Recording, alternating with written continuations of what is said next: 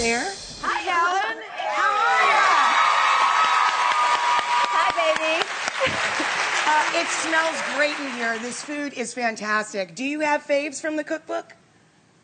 I have the red beans and rice, the sliders. I have to say a couple of things because I've been watching and listening. And first of all, I'm happy also to hear that you eat vegetarian a few nights a week. I thought that I would miss cheese. That was going to be the hardest thing for me because I used to love, I loved everything. I loved steak. I loved everything. And so, but cheese I thought was going to be really hard for me. And it's not. So let me just say that to you, Rachel. I love the sliders taste just like hamburgers. We had a party that Roberto cooked for a huge, like 100 people came to our farm. And everyone was like, why are you serving burgers? I thought y'all were vegan. Everyone thought they were eating hamburgers. They tasted the same consistency. Anyway, there's so many things in the book. Well, let's get back to the cheese, because I'm all over the cheese. So if you have a slice of pizza, is it as satisfying to you? Can you make a pizza? The cheese performs as good as regular cheese does. Really? In the past, it didn't. It was made of rice, and it would get cold and hard, and it was just a hard sell. Gotcha. There's new cheeses out there like Daya and Follow Your Heart that work. They melt. They stay soft. They're good. I think Ellen wants this. Yes, Ellen. We'll call on you.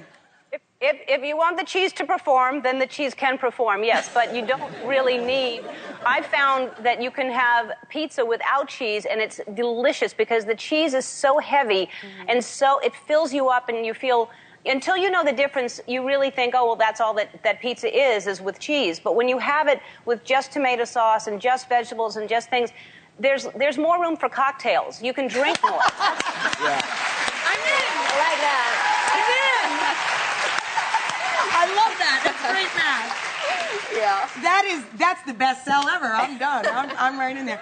Is there anything that you do miss though, Ellen? And how long does it take for your body to switch up and stop craving things like cheese and that sort of what we associate with having a nice big comfort food full feeling? Well, you know, as Portia said, we read something called Skinny Bitch. We started doing more research and stuff. So for me, honestly, I would eat cardboard rather than go back to eating animals. That's just me because I did it for a lot of different reasons.